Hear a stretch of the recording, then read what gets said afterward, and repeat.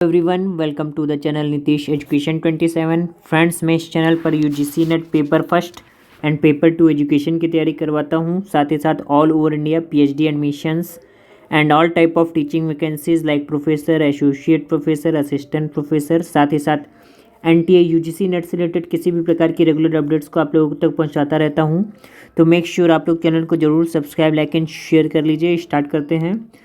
तो स्टूडेंट्स, जैसा कि हम लोग डिस्कस कर रहे थे most important MCQ on research methodology, जो कि आपको किसके लिए इम्पॉर्टेंट था, upcoming PhD admissions and UGC net examination जितने भी होने वाले हैं आपके पीएचडी एडमिशन्स, उसके लिए मोस्ट इम्पॉर्टेंट टॉपिक था। साथ ही साथ आप लोगों ने सुना होगा जीआईसी लेक्चरर मेंस का जो है एग्जामिनेशन जो है आपका, उसके फॉर्म आ चुके हैं जीआईसी लेक्चरर एजुकेशन और साइकोलॉजी के लिए। तो उसके लिए भी ये इम्पॉर्टेंट वीडियो काफ़ी इंपॉर्टेंट होने वाली है। तो कल जो हम लोगों ने डिस्कस किया था वो पार्ट 1 था। अब आज हम नेक्स्ट क्वेश्चन डिस्कस करेंगे, पार्ट 2।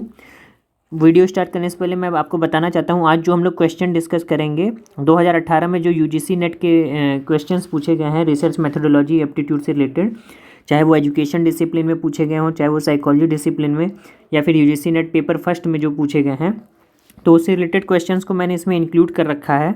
तो स्टार्ट करते हैं। फर्स्ट क्वेश्चन आपकी स्क्रीन पर है। माफ़ कीजिएगा, हाँ, फर्स्ट क्वेश्चन आपकी स्क्रीन पर है। Which of the following shows the correct sequence in undertaking action research based studies. अच्छा, एक चीज़ और आपको बताना चाहता हूँ, कुछ स्टूडेंट्स कह रहे थे सर जो एग्ज़ाम क्वेश्चन पेपर है दोनों लैंग्वेज में बनाइए, ताकि दोनों मीडियम वालों को, चाहे वो इंग्लिश मीडियम हो चाहे वो हिंदी मीडियम हो, दोनों को आसानी हो। तो इसलिए मैंने अब क्वेश्चन पेपर जो है हिंदी और इंग्लिश दोनों मीडियम में डाल दिया है, ताकि आप लोगों को कोई भी कन्फ्यूज़न ना हो, कोई भी समस्या ना हो। तो फर्स्ट क्वेश्चन क्या है, देखिए। Which of the following shows the correct sequence in understanding action research based studies, यानी कि क्रियात्मक अनुसंधान पर आधारित अध्ययन करने के लिए निम्नलिखित में से कौन सा सही क्रम दर्शाता है। तो फर्स्ट ऑप्शन है नियोजन, फिर योजना, फिर कार्य प्रेक्षण और विमर्शी अनुचिंतन। सेकंड है योजना पर कार्य, प्रेक्षण, नियोजन और विमर्शी अनुचिंतन। थर्ड है विमर्शी अनुचिंतन, नियोजन, योजना पर कार्य और प्रेक्षण। और फोर्थ ऑप्शन है योजना पर कार्य, विमर्शी अनुचिंतन, नियोजन एवं प्रेक्षण। तो इसका जो राइट आंसर होगा, राइट आंसर मैं आपको बताना चाहता हूँ, ऑप्शन नंबर फर्स्ट इसका राइट आंसर है। यानी कि एक्शन रिसर्च का जो स्टेप है, अनुक्रम है, प्लानिंग सबसे पहले, फिर एक्टिंग ऑन द प्लान, उसके बाद ऑब्जर्विंग या ऑब्जर्वेशन एंड देन रिफ्लेक्टिंग। तो इसको जो है, इसका एडिशनल इन्फॉर्मेशन आपके मैं बताना चाहता हूँ। जो देखिए रिसर्च, एक्शन रिसर्च है, एक्शन रिसर्च एक साइक्लिक प्रोसेस है। एक्शन रिसर्च क्या है, एक साइक्लिक प्रोसेस है, चक्रीय प्रक्रम है, जिसका फर्स्ट स्टेप जो होता है प्लानिंग होता है। सेकंड स्टेप क्या होता है, सबसे पहले आपने योजना बना ली किसी सोच समस्या से संबंधित। मान लीजिए आपके पास कोई प्रॉब्लम है, तो प्रॉब्लम से रिलेटेड सबसे पहले आपने उसकी योजना बना ली, प्लानिंग, उसको सॉल्व करने की। उसके बाद आइडेंटिफाइंग, इन्फॉर्मिंग, ऑर्गेनाइजिंग। उसके बाद प्लानिंग बना ली, प्लानिंग के बाद हम नेक्स्ट स्टेप आता है एक्ट करना, यानी उस पर कार्य करना जो भी आपने प्लानिंग बनाई है, ठीक है। उसके बाद क्या है, कार्य करने के बाद ऑब्जर्विंग, उसको ऑब्जर्व करना, उसका अवलोकन करना। उसके बाद आपका आता है रिफ्लेक्टिंग, ठीक है। यानी कि रिफ्लेक्टिंग के बाद फिर से जो आपका है प्लानिंग स्टेप स्टार्ट हो जाता है। यानी एक्शन रिसर्च, जैसा कि मैंने बताया, एक क्या है, साइक्लिक प्रोसेस है। और एक्शन रिसर्च होता क्या है, एक्शन रिसर्च या क्रियात्मक अनुसंधान ऐसा अनुसंधान होता है जिसमें हम लोग इमीडिएट प्रॉब्लम्स को सॉल्व करते हैं, डेली टू डेली जो समस्याएं होती हैं उसको सॉल्व करते हैं। जैसे एक एग्जांपल की बात करें तो मान लीजिए कोई बच्चा है, वो डेली स्कूल नहीं आ पा रहा है, क्लास में अधिकतर वो अब्सेंट रहता है। तो अधिकतर अब्सेंट रहने के लिए टीचर ने सोचा कि आखिर क्या समस्या है जो कि बच्चा ये स्कूल रोज़ नहीं आ पाता है। तो अब ये क्या है, ये एक समस्या होगी डेली टू डेली क्लासरूम की। ये समस्या के बाद टीचर उसके कारणों का पता लगाना स्टार्ट करेगा कि आखिर एक पर्टिकुलर बच्चा रोज़ प्रेजेंट क्यों नहीं हो पा रहा है स्कूल में, आखिर उसके पीछे का कारण क्या है। अब एक्शन रिसर्च की बात करें, एक्शन रिसर्च को सबसे पहले ये टर्म लाया कौन था, ये एडिशनल इन्फॉर्मेशन है, आने वाले एग्जाम में पूछा जाएगा, तो इसको देख लीजिए। Action research is a philosophy and methodology of research generally applied in the social sciences.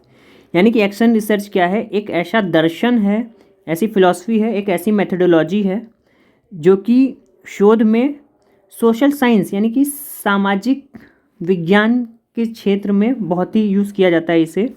It seeks transformative change through the simultaneous process of taking action and doing research which are linked together by critical reflections. देखिए action research को सबसे पहले इस term को use किसने किया था, ये क्वेश्चन भी पूछा जा सकता है। तो कर्ट लेविन महोदय हैं जो कि प्रोफेसर थे MIT में, MIT Massachusetts institute of technology है अमेरिका में, वहाँ पर कर्ट लेविन महोदय थे। उन्होंने सबसे पहले एक्शन रिसर्च टर्म को दिया था, कब दिया था, 1944 में, यानी 1944 में एक्शन रिसर्च टर्म लाया गया था, किसके द्वारा, कर्ट लेविन के द्वारा। ये मोस्ट इंपॉर्टेंट लाइन है, इसको ध्यान रखिएगा। साथ ही साथ अब हम बात करें, देखिए एक क्वेश्चन ये पूछा जा सकता है कि एजुकेशन में सबसे पहले एजुकेशन के फील्ड में एक्शन रिसर्च को इंट्रोड्यूस करने का श्रेय सबसे पहले किसको जाता है। तो एजुकेशन के फील्ड में या शिक्षा के क्षेत्र में सबसे पहले एक्शन रिसर्च को इंट्रोड्यूस किया है स्टीफन, ध्यान से लिखिएगा और प्लीज़ ध्यान से सुनिएगा, हो सकता है स्पेलिंग मिस्टेक भी हो जाए तो उसके लिए मैं सॉरी चाहता हूँ, लेकिन आप ध्यान से सुनिएगा। स्टीफन एम कोरी ने जो है सबसे पहले एक्शन रिसर्च टर्म को एजुकेशन के फील्ड में इंट्रोड्यूस किया था। तो ये फर्स्ट क्वेश्चन का फर्स्ट ऑप्शन सही होगा। इसके जो स्टेप्स हैं प्लानिंग, एक्टिंग, ऑब्जर्विंग, रिफ्लेक्टिंग, फिर ये साइक्लिक प्रोसेस है, चलता रहता है। नेक्स्ट क्वेश्चन है आपका identifying the qualitative research design from the list given below, यानी कि क्वालिटेटिव रिसर्च डिज़ाइन कौन सा है या उसकी क्या कैरेक्टरिस्टिक्स होते हैं, दिए गए ऑप्शन से पहचानिए। फर्स्ट है ऑप्शन, पहला है आपका exploring common experiences of individuals to develop a theory, यानी कि यहाँ पर ये कह रहा है कि गुणात्मक अनुसंधान अभिकल्प की पहचान करें। गुणात्मक अनुसंधान की विशेषताएं क्या हैं। पहला है सिद्धांत के प्रतिपादन हेतु व्यक्ति के साझा अनुभवों की तलाश करना, ठीक है।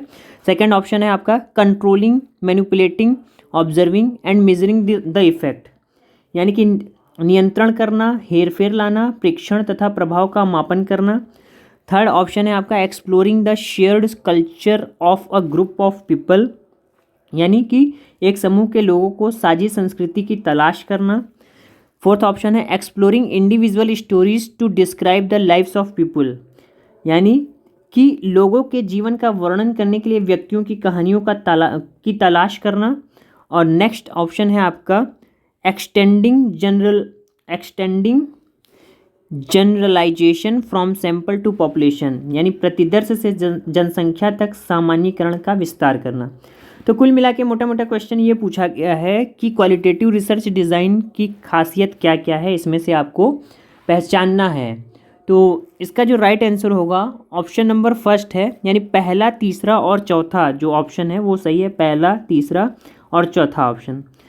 अब देखिए यहाँ पर समझने की कोशिश कीजिए, जो क्वालिटेटिव रिसर्च डिज़ाइन होता है एक तरीके का ये प्योरली क्या होता है, इंडिविजुअल बेस्ड होता है, यानी कि केस स्टडी जो हम लोग करते हैं, केस अध्ययन, ये सब क्वालिटेटिव रिसर्च के अंतर्गत आता है। तो देखिए क्वालिटेटिव रिसर्च की खासियत क्या है, सिद्धांत के प्रतिपादन हेतु व्यक्तियों के साझा अनुभवों की तलाश करना, यानी कि individuals to develop a theory, पहला ऑप्शन सही है। नेक्स्ट है आपका, देखिए ये जो सेकंड ऑप्शन है controlling, manipulating, observing and measuring the effect, हम क्वालिटेटिव रिसर्च में बिल्कुल भी नहीं करते हैं। हम केवल करते हैं ये काम, मैनिपुलेटिंग का काम करते हैं मोस्टली क्वांटिटेटिव रिसर्च में, एक्सपेरिमेंटल रिसर्च में, प्योर एक्सपेरिमेंटल रिसर्च में, लेबोरेटरी रिसर्च में। तो यहाँ पर जो आपका सेकंड ऑप्शन है ये बिल्कुल भी गलत है, इसको काट दीजिए, ये नहीं होगा। थर्ड ऑप्शन क्या है आपका exploring the shared culture of a group of people, बिल्कुल सही है थर्ड ऑप्शन, यानी कि एक समूह के लोगों की साझा संस्कृति की तलाश करना, क्वालिटेटिव रिसर्च में हम ये भी काम करते हैं। फोर्थ ऑप्शन क्या है आपका exploring individuals stories to describe the lives of people, बिल्कुल सही है, लोगों के जीवन का वर्णन करने के लिए व्यक्तियों की कहानियों की तलाश करना। ये भी जो है कि एक माफ़ कीजिएगा, जो क्वालिटेटिव रिसर्च है उसकी खासियत होती है। फिफ्थ ऑप्शन जो है प्रतिदर्श से जनसंख्या तक सामान्यीकरण का विस्तार करना, ये बिल्कुल नहीं, क्योंकि इसमें प्रतिदर्श ही हम केवल नाम मात्र का लेते हैं क्वालिटेटिव रिसर्च में, तो इसलिए हम लोग जनरलाइजेशन की सोच भी नहीं सकते हैं। यानी पहला माफ़ कीजिएगा दूसरा और पांचवा ऑप्शन इसमें गलत है, दूसरा और पांचवा ऑप्शन, और 1, 3 और 4 ऑप्शन सही हैं। तो ऑप्शन नंबर 1 आपका राइट आंसर होगा। अब इसके बारे में एडिशनल इन्फॉर्मेशन मैं आपको देना चाहता हूँ। यहाँ पर मैंने क्वालिटेटिव रिसर्च की पूरी जो है क्वालिटी डाल दी है। सोर्स देखिए, आपको दिख रहा होगा, अडॉप्टेड फ्रॉम मरियम वेबस्टर 1989 जिन 1995। देखिए जो क्वालिटेटिव रिसर्च होता है, फोकस ऑफ रिसर्च, इसका फोकस क्या होता है, क्वालिटी पे, यानी एक नेचुरल फेनोमेना है, प्राकृतिक है, इसेंस है ना। वहीं क्वांटिटेटिव की बात करें तो ये क्वांटिटी की बात करता है, हाउ मैनी। फिलोसफिकल रूट क्या है क्वालिटेटिव रिसर्च का, फेनोमेनोलॉजी यानी कि समृद्धि शास्त्र, मानवतावादी शास्त्र, सिम्बॉलिक, इंटरेक्शन। यह अगर हम क्वांटिटेटिव की बात करें तो प्रयोग आधारित है, एम्पिरिज्म का मतलब होता है अनुभव आधारित, लॉजिकल पॉजिटिविज्म यानी प्रत्यक्षवाद। एसोसिएटेड फ्रेज क्या है इसमें, field work, ethnographic, naturalistic, grounded और सब्जेक्टिव। यानी कि जैसा कि मैंने बताया, ये एक व्यक्तिनिष्ठ है यानी सब्जेक्टिव है, ग्राउंडेड है, ग्राउंडेड का मतलब होता है नियमों का निर्माण करना, एथनोग्राफिक है और प्राकृतिक एनवायरनमेंट में होता है। गोल ऑफ इन्वेस्टिगेशन की बात करें तो इसका गोल क्या है, अंडरस्टैंडिंग, समझना यानी समस्या को समझना, इन डेप्थ स्टडी होता है, समझ लीजिए।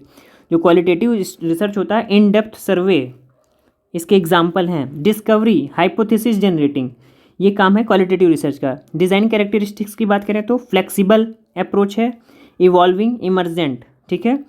यानी कि सेटिंग क्या है, नेचुरल, फैमिलियर, बार बार मैं बता रहा हूँ, ये प्राकृतिक एनवायरनमेंट में कंडक्ट किया जाता है। सैंपल कैसा होता है, देखिए अभी जस्ट मैंने बताया, स्मॉल सैंपल यूज़ करते हैं, नॉन रैंडम सैम्पलिंग यूज़ करते हैं, थ्योरेटिकल, या फिर हम कह सकते हैं क्वालिटेटिव रिसर्च में हम अधिकतर पर्पसफुल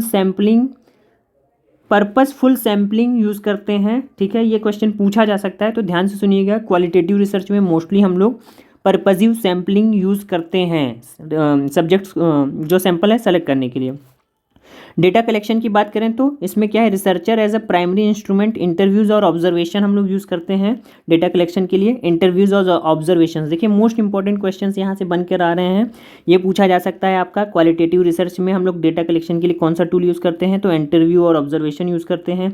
कैसे इन्वायरमेंट में यूज़ किया जाता है, तो नेचुरल, फैमिलियर एनवायरनमेंट। सैम्पलिंग कैसी होती है, स्मॉल होती है, नॉन रैंडम होती है, और पर्पसफुल सैम्पलिंग या पर्पसिव सैम्पलिंग यूज़ करते हैं। मोड ऑफ एनालिसिस की बात करें तो ये एक इंडक्टिव मेथड है, समझ लीजिए। आगमन विधि यूज़ करते हैं, बॉटम अप अप्रोच कह सकते हैं हम इसको, बॉटम अप अप्रोच, या पहले बहुत ढेर सारे एग्जांपल्स देते हैं, उसके बाद नियम की ओर जाते हैं। तो इंडक्टिव में क्या है, आगमन, ठीक है। और फाइंडिंग की बात करें तो कॉम्प्रिहेंसिव और ये हॉलिस्टिक या एक्सपेंसिव अप्रोच है। तो ये क्वालिटेटिव रिसर्च की पूरी जो है खासियत थी, मैंने यहाँ पर बता दी। अब क्वालिटेटिव रिसर्च से कोई भी क्वेश्चन आएगा तो वो आपसे छूट नहीं सकता है। साथ ही साथ क्वांटिटेटिव रिसर्च को भी कंपैरेटिवली मैंने यहाँ इसलिए डिस्कस कर दिया कि क्वालिटेटिव के साथ साथ क्वांटिटेटिव भी आपका यहाँ कवर हो जाए। साथ ही साथ अगर आप वीडियो की प्लेलिस्ट में जाएंगे तो मैंने अलग से वीडियो क्वालिटेटिव रिसर्च और क्वांटिटेटिव रिसर्च पे बना रखा है, तो वहाँ पर से भी जाकर आप डिटेल में इसको पढ़ सकते हैं, काफ़ी हेल्प मिलेगी आपको, ठीक है। बढ़ते हैं नेक्स्ट क्वेश्चन की ओर। नेक्स्ट क्वेश्चन आपका जो है आज का, यहाँ पर लिस्ट दे रखी है आपकी और इधर आपको मैच करना है प्रॉपर्टीज़ को। तो की टर्म्स यूज्ड इन रिसर्च, और लिस्ट 2 है डिस्क्रिप्शन ऑफ टर्म्स। यहाँ पर है हाइपोथेसिस क्या है, यानी परिकल्पना, सैंपल यानी प्रतिदर्श, रिसर्च डिज़ाइन यानी अनुसंधान अभिकल्प, रिसर्च टूल यानी अनुसंधान उपकरण। और इधर आपका दे रखा है पहला option, techniques used for calculation of facts and information, यानी तथ्यों और सूचनाओं को एकत्र करने की तकनीक। सेकंड ऑप्शन है निष्कर्ष पर पहुंचने के लिए साधन। थर्ड ऑप्शन है a tentative statement indicating potential solution of the problem of study, यानी कि अध्ययन की समस्या के संभावित समाधान को दर्शाने वाला अनंतिम कथन। फोर्थ ऑप्शन है आपका परिभाषित समुच्चय से प्राप्त लघु समुच्चय, यानी a subset drawn from a defined set. और लास्ट ऑप्शन है आपका conceptual framework for conducting research, that is अनुसंधान हेतु संप्रत्यात्मक ढांचा। तो सबसे पहले तो मैं इसका राइट आंसर आपको बताना चाहता हूँ। इसका राइट आंसर है ऑप्शन नंबर 4। ऑप्शन नंबर 4 इसका राइट आंसर है। अब देखिए बहुत ही सिंपल सा क्वेश्चन है, अगर आपने हाइपोथेसिस कभी भी पढ़ी होगी गाहे बगाहे तो आप आसानी से कर लेंगे। देखिए हाइपोथेसिस क्या होती है, मैंने बाकायदा इस पर वीडियो भी बना रखा है और कई क्वेश्चंस या कई वीडियोस में मैंने डिस्कस भी करता रहता हूँ। हाइपोथेसिस क्या है, a tentative statement indicating potential solution of the problem of study, यानी कोई भी रिसर्चर एक बार सोच समस्या का निर्माण कर लेने के बाद उस सोच समस्या से संबंधित कंजक्चरल स्टेटमेंट या कंजक्चरल स्टेटमेंट कहते हैं हम हाइपोथेसिस को, या फिर हंच भी कहते हैं। यानी कि एक ऐसा सॉल्यूशन या ऐसा समाधान रिसर्चर उस समाधान की घोषणा करता है, या घोषणात्मक वाक्य, ऐसा घोषणात्मक वाक्य होता है हाइपोथेसिस जो कि किसी भी समस्या के समाधान को दर्शाता है। तो हाइपोथेसिस आपका क्या है, पहले का ऑप्शन जो है थर्ड सही होगा। यानी हाइपोथेसिस क्या है, हाइपोथेसिस क्या है, अ टेंटेटिव, माफ़ कीजिएगा, पहले का तीसरा, यानी अध्ययन की समस्या के संभावित समाधान को दर्शाने वाला अनंतिम कथन, यानी एक ऐसा स्टेटमेंट है जो कि पोटेंशियल सॉल्यूशन बताता है समस्या का। उसके बाद आपका B4 यानी कि सैंपल क्या होता है, सैंपल आपका होता है प्रतिदर्श क्या है, परिभाषित समुच्चय से प्राप्त लघु समुच्चय, यानी कि पॉपुलेशन से सैंपल्स को सेलेक्ट करना। The process of selecting samples from population is known as sampling. और पॉपुलेशन से जो है लोगों को चयन करना, जैसे मान लीजिए कि 1000 विद्यार्थियों में से आपको 10 लोगों को चयन करना है, तो ये 10 क्या हो जाएंगे, ये सैंपल हो जाएंगे, और 1000 लोग क्या हो जाएंगे, वो पॉपुलेशन हो जाएगा। तो ये है आपका प्रतिदर्श। अनुसंधान अभिकल्प क्या होता है आपका, तो अनुसंधान अभिकल्प यानी C5, अनुसंधान अभिकल्प रिसर्च डिज़ाइन होता है अनुसंधान हेतु संप्रत्यात्मक ढांचा, यानी कि conceptual framework for conducting research, यानी रिसर्च को कंडक्ट करने से पहले रिसर्चर या अनुसंधानकर्ता एक कॉन्सेप्चुअल फ्रेमवर्क बनाता है, उसे ही हम लोग क्या कहते हैं, अनुसंधान हेतु रिसर्च डिज़ाइन कहते हैं।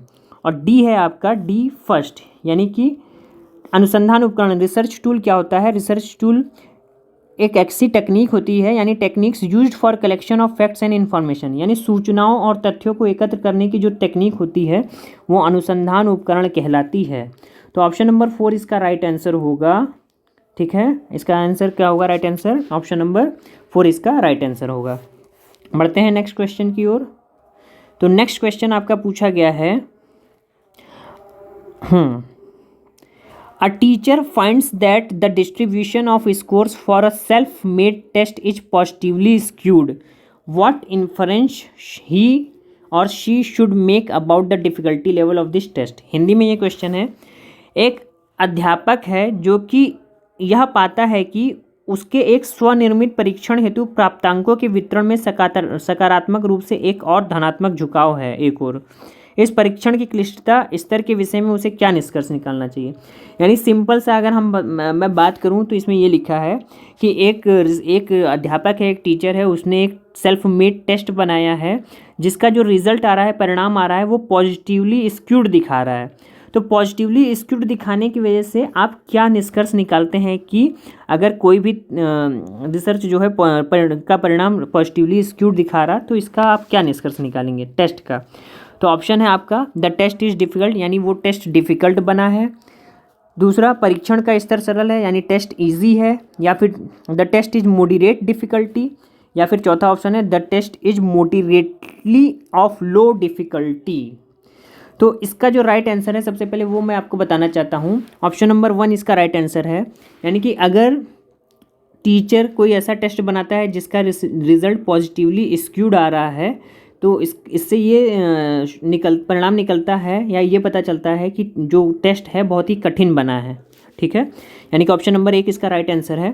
अब अगर हम बात करें एडिशनल इन्फॉर्मेशन की, तो देखिए जो पॉजिटिवली स्क्यूड होता है परीक्षण, तो पॉजिटिवली स्क्यूड का मतलब क्या होता है, जो आपका मीन है वो सब स्क्यूड की ओर जो है लाई करता है, यानी पॉजिटिव डायरेक्शन में जो है। यानी कि सिंपल सी बात यह है कि नंबर ऑफ डाटा, जो डेटा का डिस्ट्रीब्यूशन है वो लेफ़्ट साइड ज़्यादा होता है, मोर होता है, और राइट साइड जो नंबर ऑफ डेटा होते हैं बहुत ही कम या नाम मात्र के हो जाते हैं।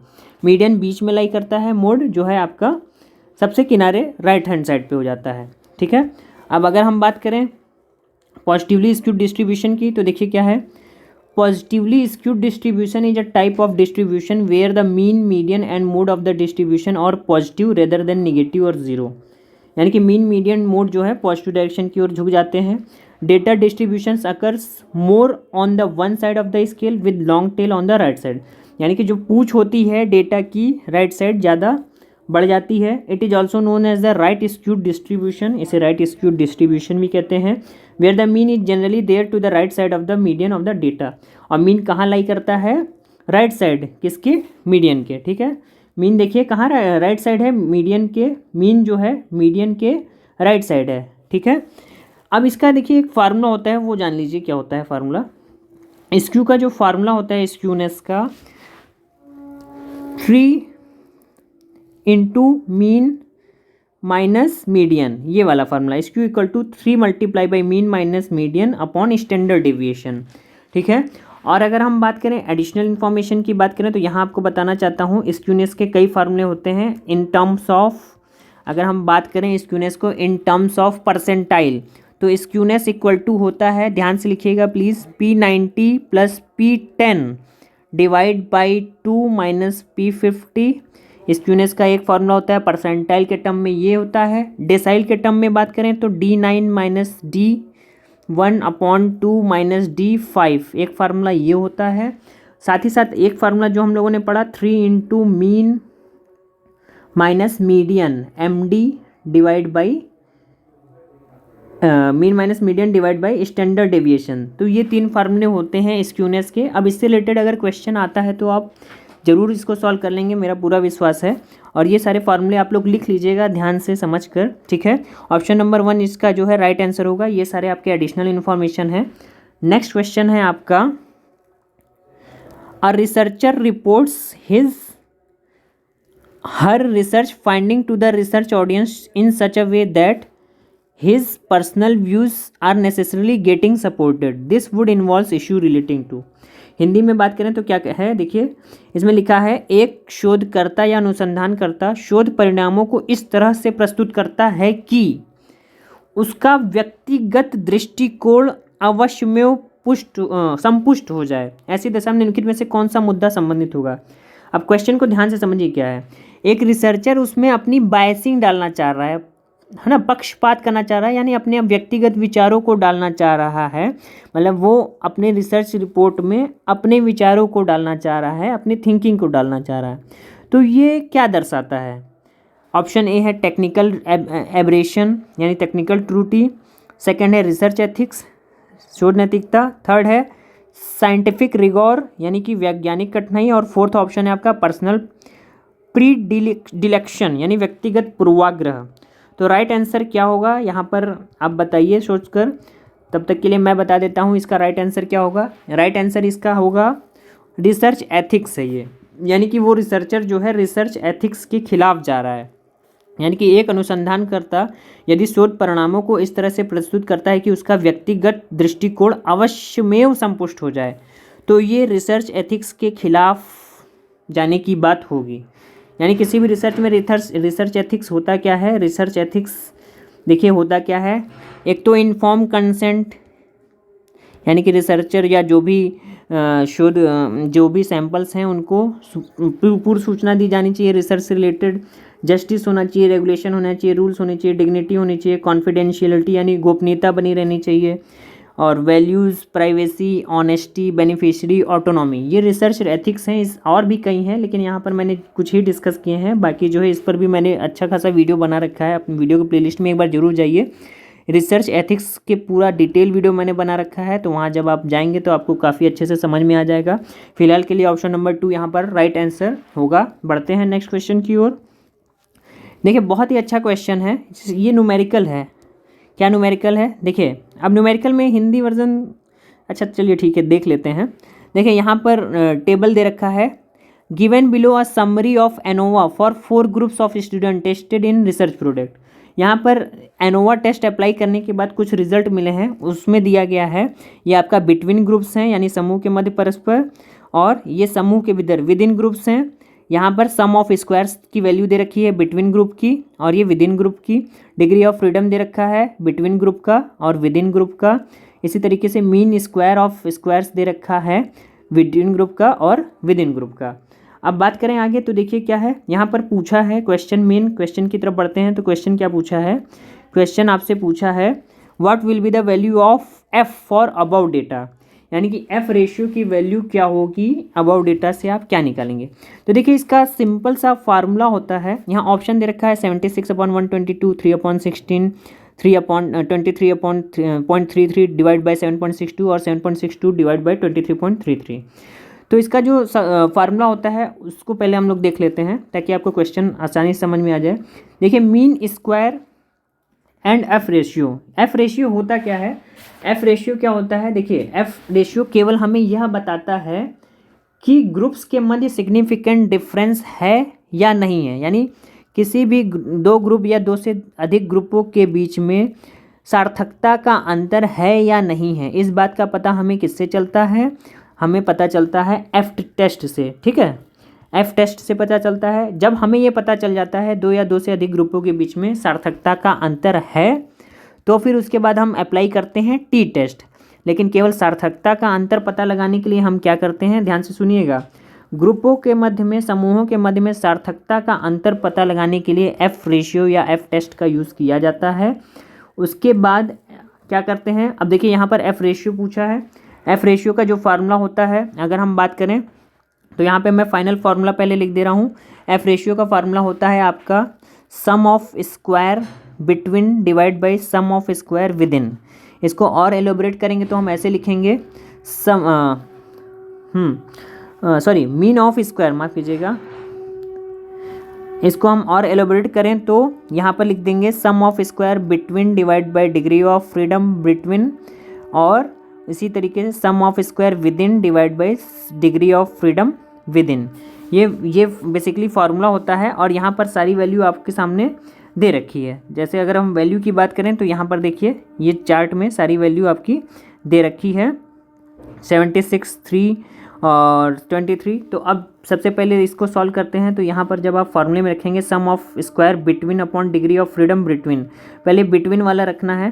तो बिटवीन के लिए जब आप रखेंगे तो क्या होगा, देखिए यहाँ पर रखता हूँ, सम ऑफ स्क्वायर बिटवीन का मतलब 76 आपका जो है ऊपर होगा। उसके बाद डिग्री ऑफ फ्रीडम कितना है बिटवीन का, डिग्री ऑफ फ्रीडम है 3। फिर उसके बाद सम ऑफ स्क्वायर विद इन कितना है 122, और उसके बाद with degree of freedom with in कितना है 16।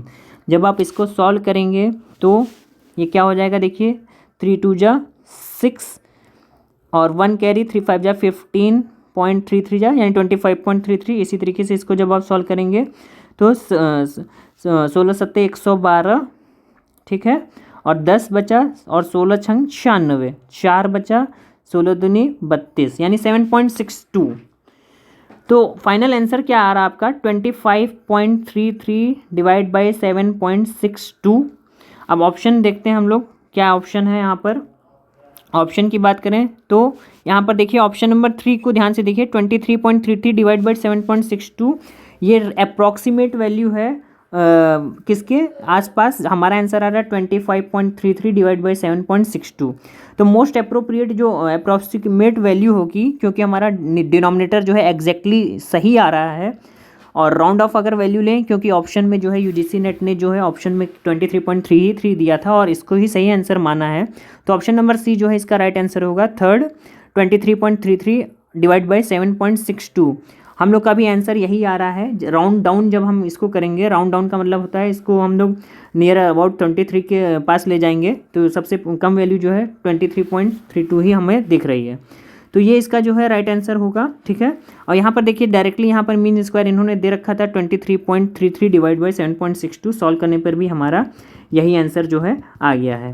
तो राइट आंसर क्या है, ऑप्शन नंबर 3 जो है इसका राइट आंसर होगा। एफ टेस्ट के बारे में मैंने बता दिया, एफ टेस्ट होता क्या है, सिग्निफिकेंट डिफरेंस जानने के लिए कि दो ग्रुपों के बीच में सिग्निफिकेंट डिफरेंस है या नहीं है, उसका पता नहीं लगाने के लिए हम लोग क्या करते हैं, एफ टेस्ट का यूज़ करते हैं।